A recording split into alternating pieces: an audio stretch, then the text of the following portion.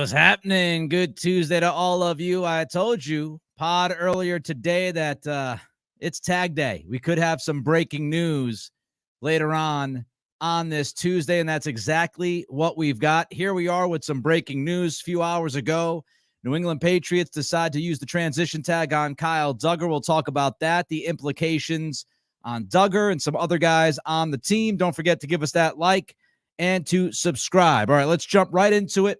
Special edition breaking news at the Nick Cattle Show. Figured I'd do this tonight because tomorrow Jeff Howe will join us to discuss the decision on Dugger and many other things as we get ready for free agency to kick off next week. So transition tag. Let's first go over the tag and explain to you what exactly is a transition tag, because there's the non-exclusive tag, there's the franchise tag, and there's the transition tag. So the transition tag is less money than the franchise tag. You're talking about $13.8 million versus $17 million. So it's going to be cheaper for the Patriots to put this placeholder of a tag on Dugger than a franchise tag would be. Dugger is allowed to discuss money with other teams. So Dugger can go out there, act as a free agent, have conversations with teams. His agents can talk to other teams, and they can get figures from those teams. The Patriots, if Dugger is offered something, they have the right to match that offer. If Dugger walks, if he says goodbye, the Patriots do not get anything in compensation. If he signs the offer sheet, Patriots don't match the offer sheet because, yes, the Patriots have the right to match any offer that is officially given to Dugger. If the Patriots decide not to match that offer, Dugger walks, no compensation for the Pats. If an offer sheet is not signed with another team by like late July, then Dugger can only negotiate with the Patriots. So there is a window.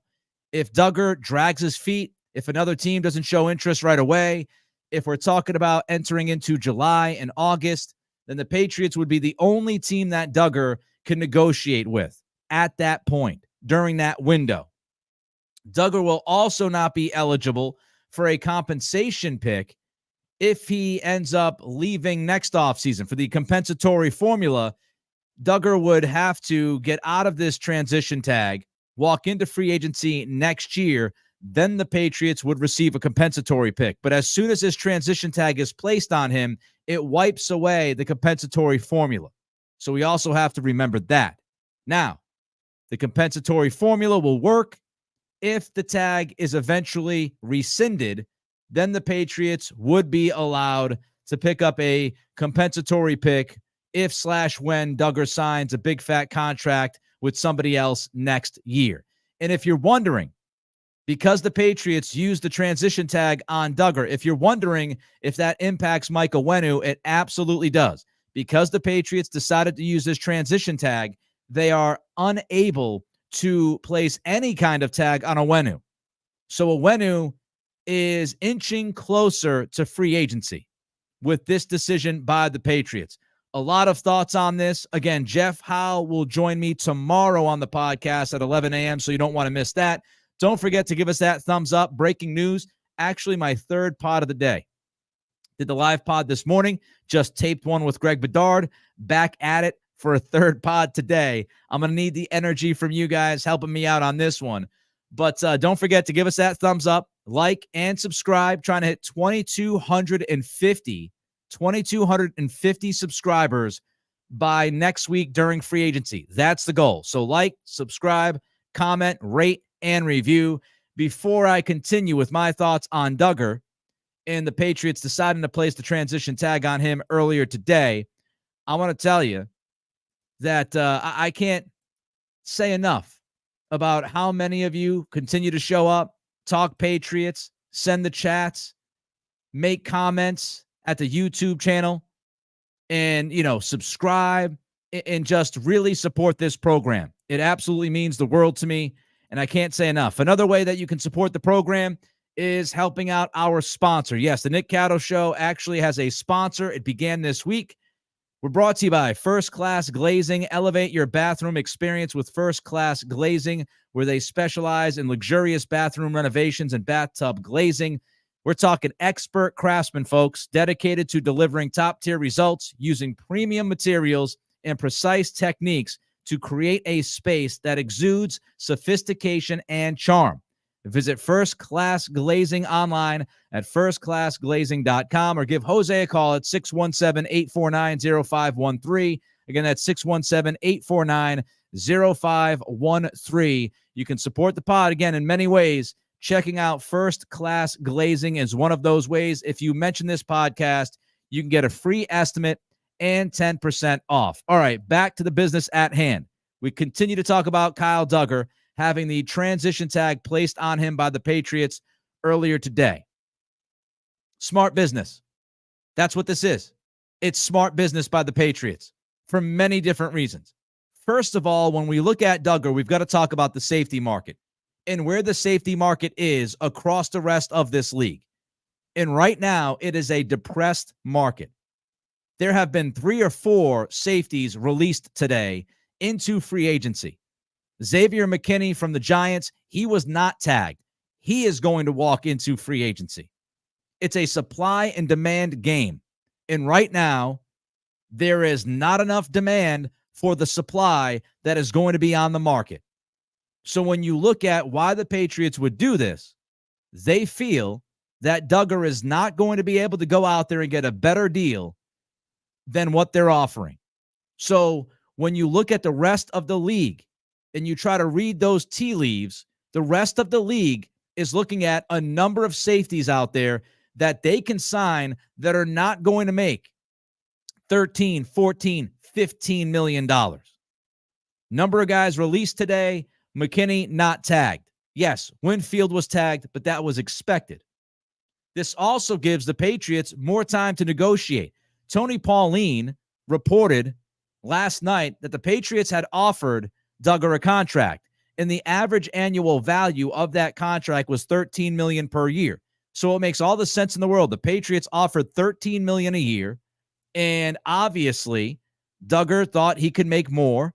So the Patriots reacted by placing this transition tag on him and saying, go out there and see if you can get a better deal. Go out there and see if you can get as much money as you think you can get in this market. But the Patriots are not changing their official stance with the offer that they had prior to putting this tag on Dugger, because again, they were offering $13 million a year. This is going to be $13.8 million if Dugger signs it. The other part of this transition tag is it allows the Patriots to do other business. You see, if the Patriots handle it this way, which they have decided to do, Dugger can go out there. He can talk to other teams. Now, let's just say the Miami Dolphins decide that they're interested in Kyle Dugger. And let's say that Kyle Dugger wants to go to Miami. But let's also say that the Patriots are willing to match the offer that Miami has put on the table. Now you can talk about possible compensation, because now you can play some hardball, because you can match that offer. Or you can say, hey, Miami, if you want him, you've got to give us something for him because we want him too. So it leaves the door open to negotiate certain things here. I don't think Dugger is likely to make more than $14 million a year. Now, I could be wrong, but I look at the market. I look at the other safeties that are going to be available. Safeties right now, when you look at the range, you're talking $12 million to $16 million a year. Top end guy like Jesse Bates, you're talking like $16 million. Dugger is not Bates. So if you put Dugger in the middle of the pack there, then you're talking about $13, $14 million. I think the Patriots' initial offer was very fair. I would be surprised if you see Dugger go out there and get a contract of $15 million per, $16 million per. Maybe he'll be able to inch it up to about 14 and a half, but I don't think he's going to get as much as he's hoping for. Because as good as Kyle Dugger is, he's a type. And we saw that last year. When the Patriots wanted him to play free safety, they wanted him to range around a little bit more, not be inside the box. We saw he was not the same guy. He's not particularly great in coverage. He'll give up some plays from time to time. He is more of a downhill, aggressive, in the box safety / linebacker hybrid type. So that's who he is as a football player. So when you look around, if a team wants one of those rangy safeties to make plays on the football, and you look around and you say to yourself, "Oh, well, is Kyle Dugger that kind of guy?" Again, he is somebody who is a more in the box, downhill, aggressive guy. That's his best role.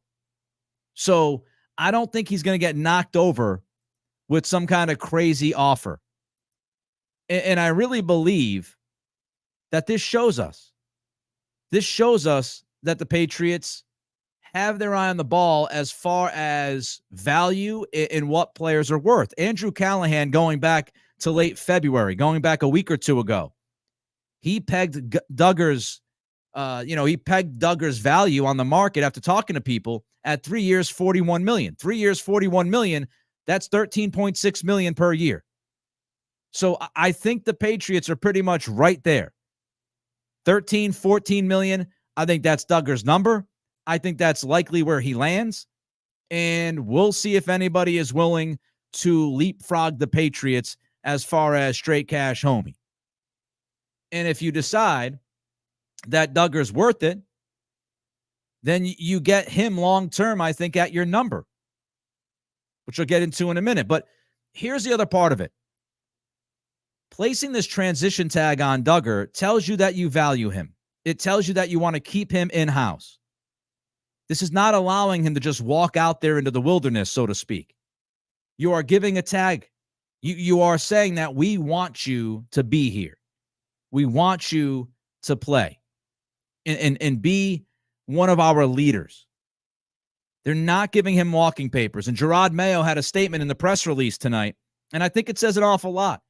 Some of it, of course, at the beginning is regular fluff, PR stuff. He says Kyle is a talented player, strong work ethic, improved every year, extremely productive. But then Mayo says this in his statement.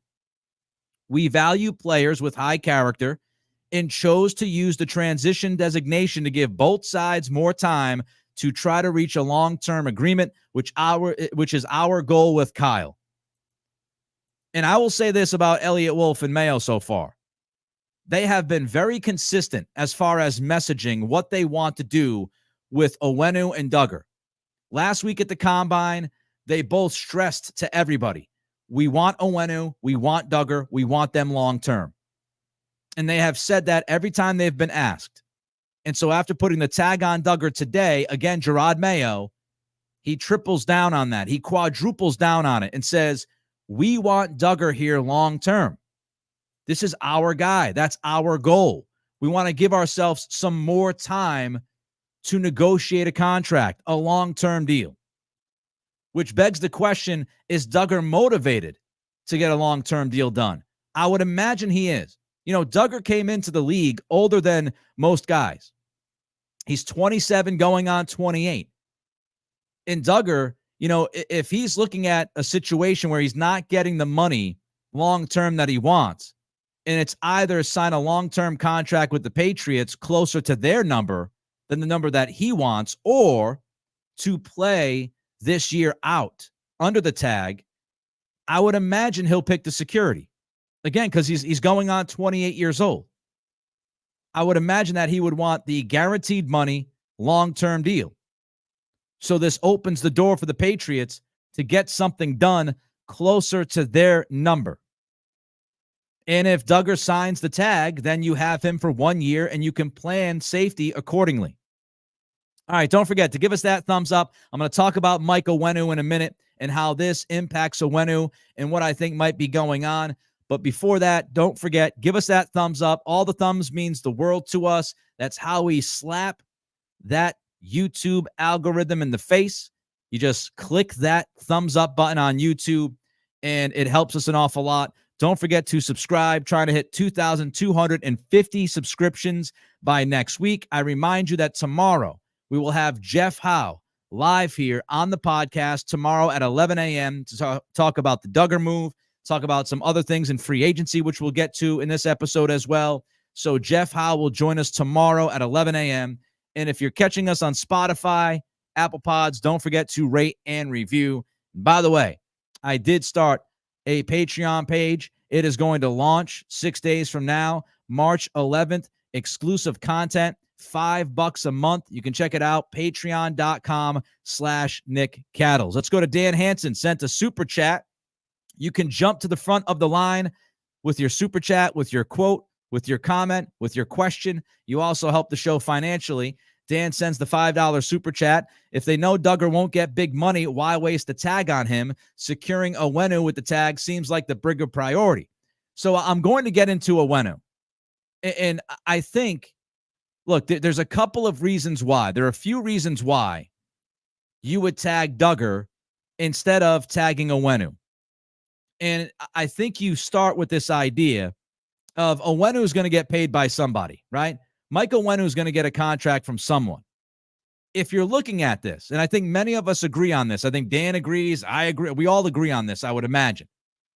If you were just looking at this in a vacuum, if you were valuing Onwenu versus Duggar, I think the vast majority of us would value Onwenu more than Duggar. I've said it on the podcast several times before.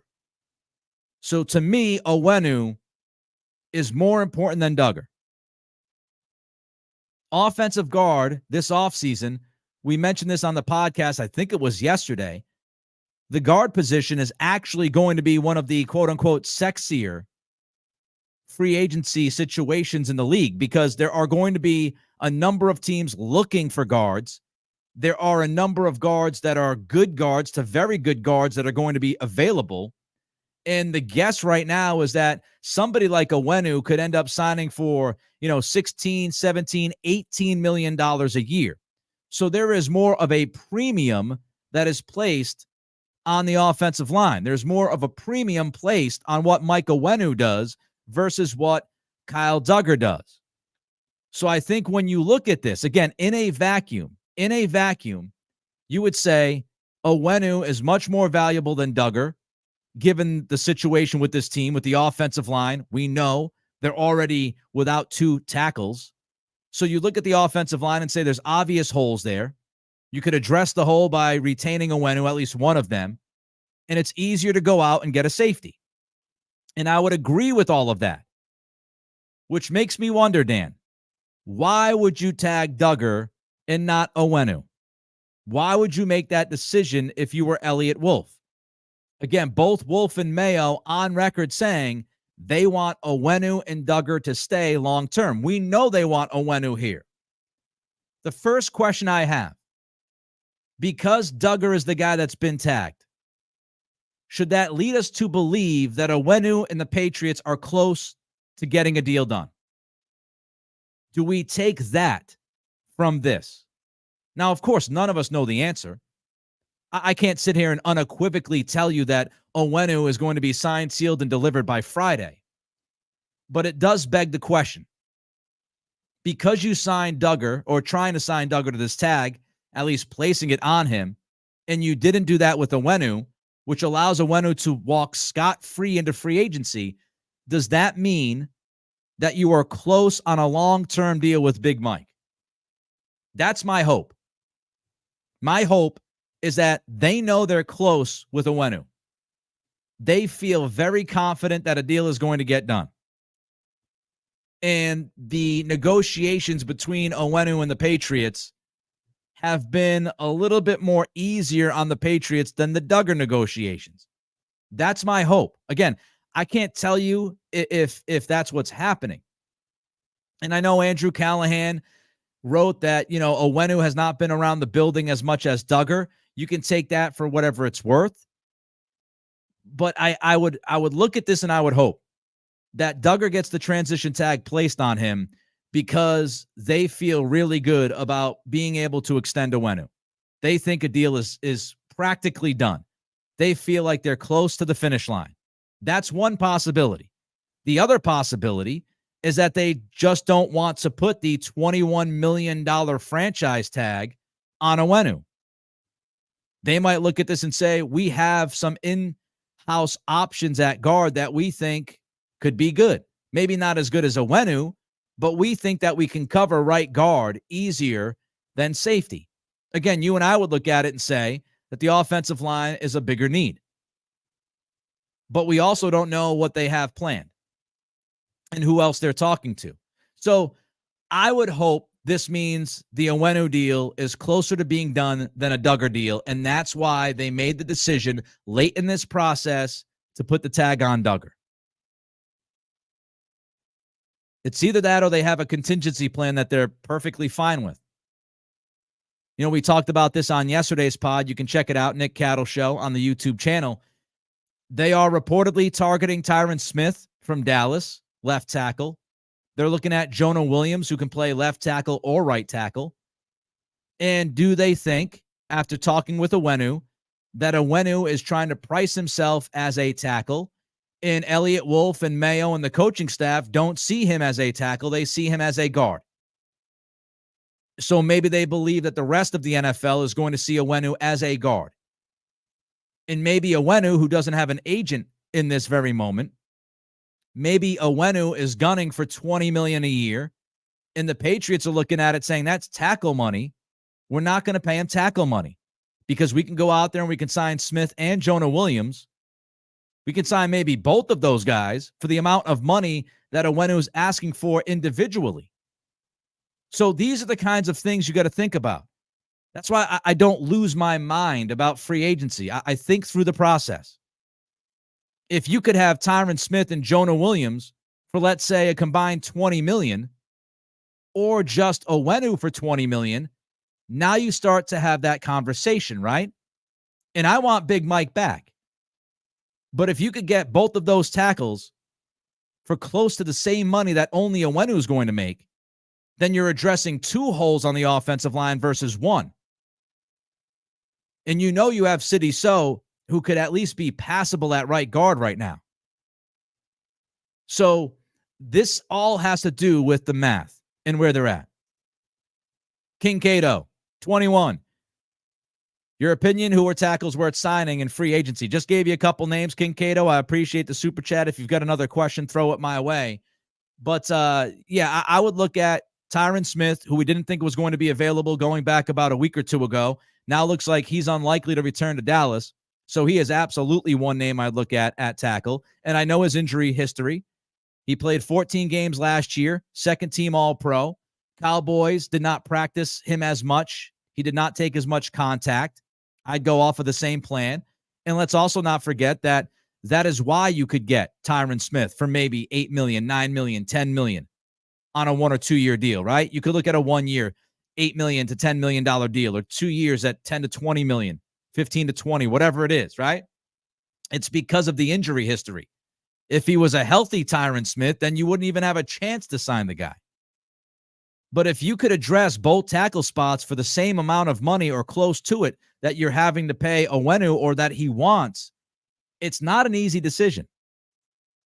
Charlie jumps in, $10 super chat. Glad to be here live. Glad you could be here live. Thanks a lot, Charlie. Can't say enough for the people that send super chats. You can jump to the front of the line with your comment, with your question. You also help out yours truly financially by sending the super chat, so I can't thank you enough. And while you're here, do me a favor, take a second of your time and just click that thumbs up button because it helps us defeat the algorithm that YouTube throws at us. Not easy beating that algorithm and making money. Doing this pod, you can help me make it a little bit easier by clicking that that thumbs up button. Also by subscribing. Trying to get to 2250 by next week. So let's try to get those subscriptions up. You could help us by subscribing. And if you're watching on Facebook, I know earlier Facebook had an issue. You can like us on Facebook as well, Twitter/X, all of those things. You can send your comments there as well. So I appreciate every single one of you. I think we've got to hold on to this idea that what we've heard from Wolf and Mayo publicly is that they both want Duggar and Onwenu long-term. We'll see if they can work it out. We'll see if they can get a deal done with Onwenu while Duggar looks out to other places within the market to see if he can get more money than the Patriots are offering. I mean, free agency hasn't even begun yet, right? That's going to happen on Monday when we're going to get all of the legal tampering news. It's all going to be tweeted out. And then it's just going to be, by the time we get to Wednesday or Thursday, you're talking about, the third guy on the list. That's how this happens, right? But right now, we don't know. I would hope that the Duggar transition tag is because they're closer to a deal with Onwenu. Or at least they have a contingency plan that they're very comfortable with that will set their offensive line up to be good.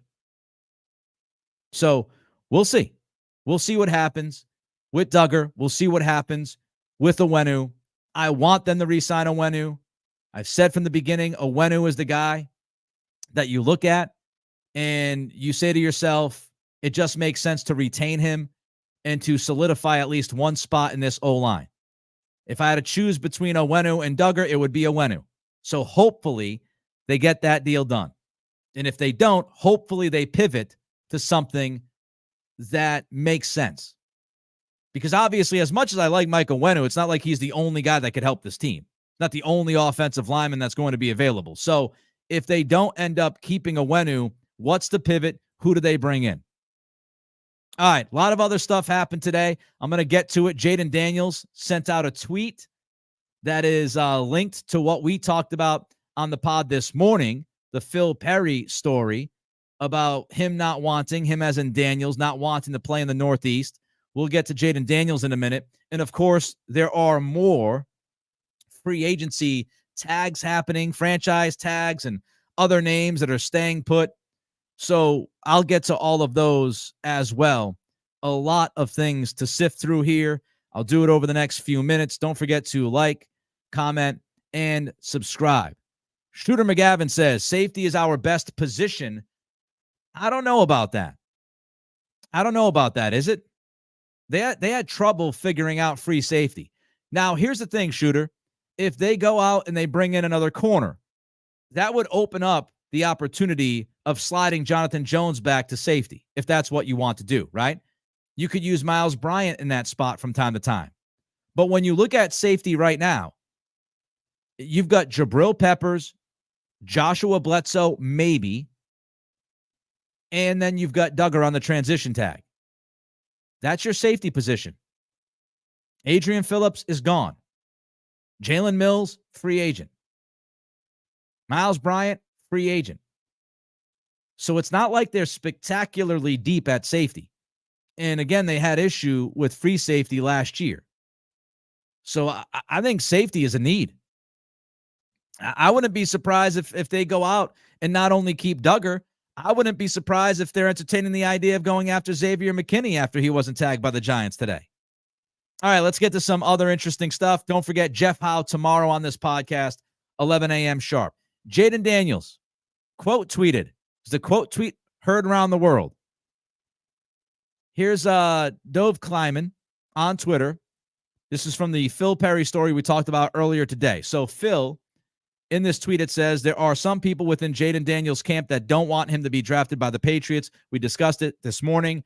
There are questions among NFL coaches as to how Daniels would adapt to playing in conditions in New England. So Jaden Daniels quote tweeted that tweet with a cap, with a good old cap. So Jaden Daniels is telling us publicly that's not true. He's not concerned about playing in the Northeast. He's not afraid about playing in the Northeast. His camp is not trying to get him out of a situation where he would have to play in the Northeast. Daniels is telling us that's not true with the cap emoji. Now, look, is that honesty from Daniels? I don't know. I can tell you that Daniels gains nothing from the report, right? We talked about it this morning. If that report is true, like if what Phil Perry is being told is true, because I trust Phil. I trust Phil getting the information and putting it out there. I can't speak to who actually said that to Phil. But if that is to be believed, it's a red flag. Mentioned it this morning. It is a red flag. If you're Jaden Daniels and you want to be a top 3 pick, and there's this idea that you don't want to play in the Northeast, that can hurt your value.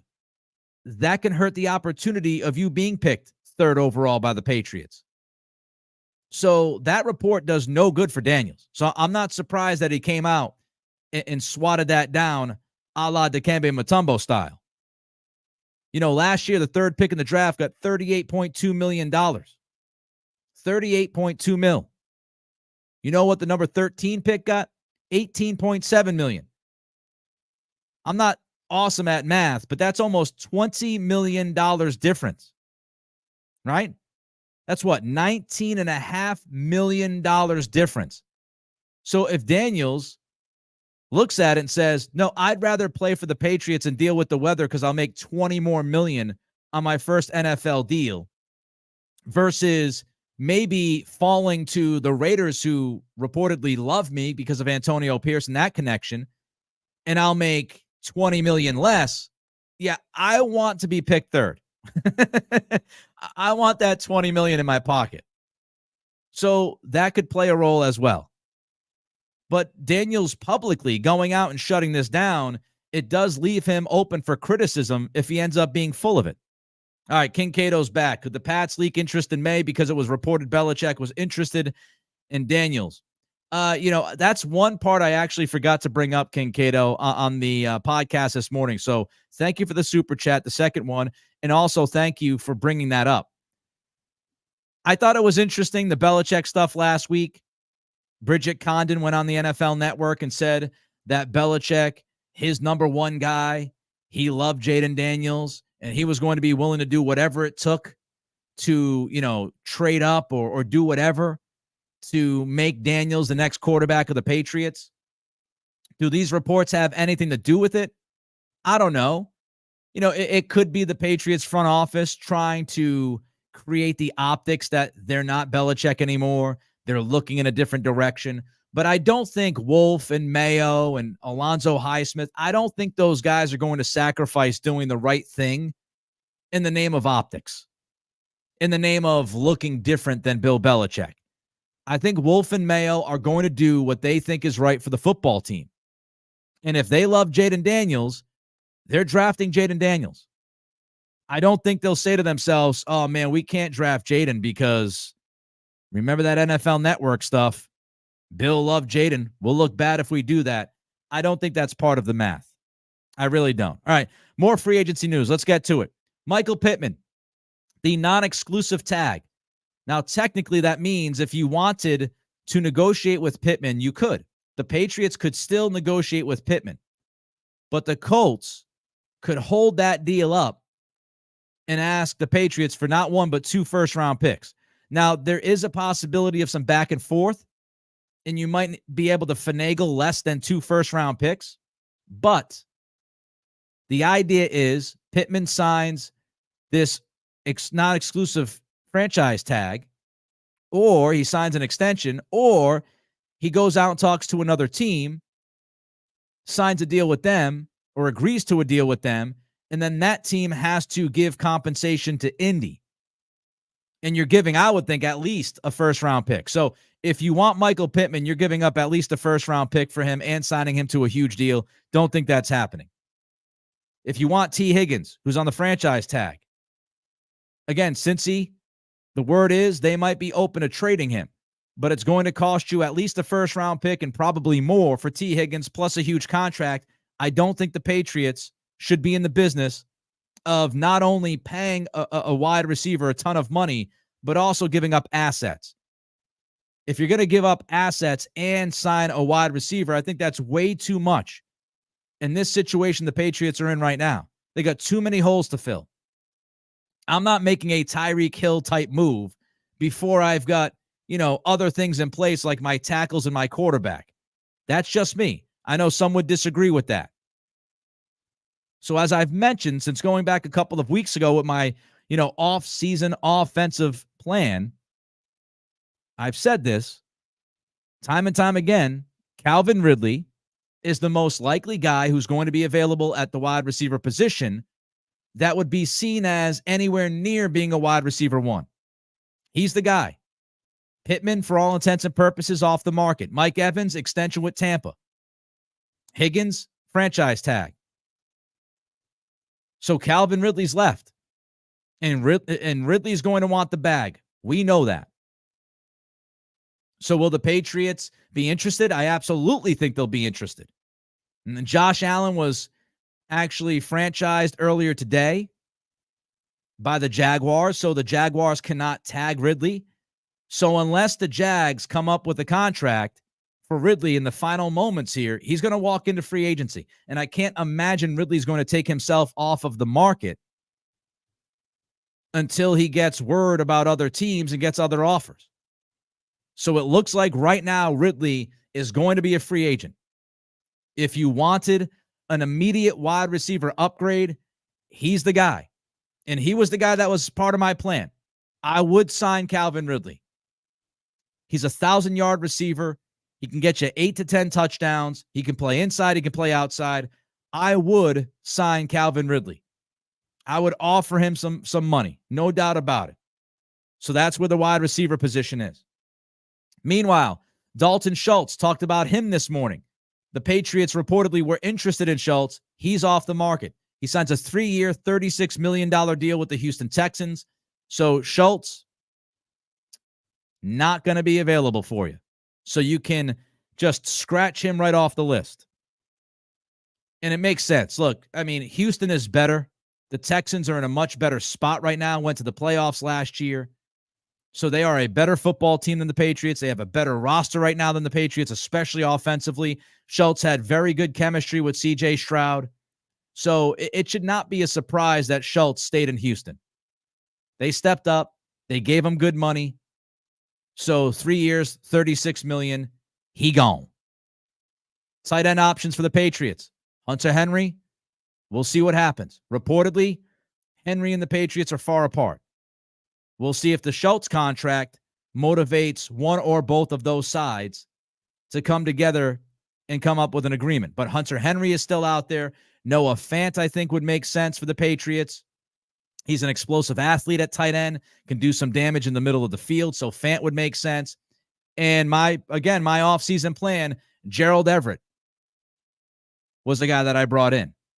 So Everett's still out there. Fant is still out there. Hunter Henry is still out there. So there are some options at tight end. We know the Patriots are interested in bringing back Pharaoh Brown. I would not have a problem if you had it Hunter Henry and Pharaoh Brown. I wouldn't have a problem if it was Fant and Brown. I wouldn't have a problem if it was Gerald Everett and Brown. And then you draft a young developmental tight end in, say, the 4th, 5th, 6th round in late April. That would make sense to me. That would make sense. All right, don't forget, give us that thumbs up. The likes, they mean all the world to us. Mean an awful lot. More likes means more eyeballs trying to build this community here on the Nick Cattle Show. If you're here and you like what we're doing, don't forget to subscribe. Trying to hit 2250 by free agency of next week. Trying to hit that goal. You can help us by clicking the subscribe button. And you can also get notified for any live podcasts that we do. So if we do a breaking podcast like right now, you get that. You get notified. You can jump on in. So like, comment, and subscribe. Patreon page launches March 11th. Exclusive content. Not going to impact this podcast. You'll get one ad-free podcast a week exclusively. You'll get a mailbag, and you'll get to hang out in a Q&A. We'll have some fun, live Q&As twice a month. So exclusive content for you. If you like what we do here, check it out. Patreon.com/Nick Cattles. Patreon.com/Nick Cattles. You can sign up right now. We launch on Monday, March 11th. And I'm tinkering with the idea. I'm playing with the idea of doing some live podcasts exclusively early next week, reacting to the free agency moves. So be on the lookout for that. Patreon.com/Nick Cattles. Jeff Howe joins us tomorrow morning at 11 a.m. We will cover the Kyle Duggar story. We'll talk about Mike Onwenu, anything else that happens throughout the night. We will talk to Jeff about that tomorrow, 11 a.m. right here on YouTube. You don't want to miss out. Like, comment, subscribe. Appreciate all of you. Can't say enough of the support that you have given me. Means the world. Until tomorrow, unless something else happens, and I'm bound to lose my voice if it does. But until tomorrow, this has been the Nick Cattle Show.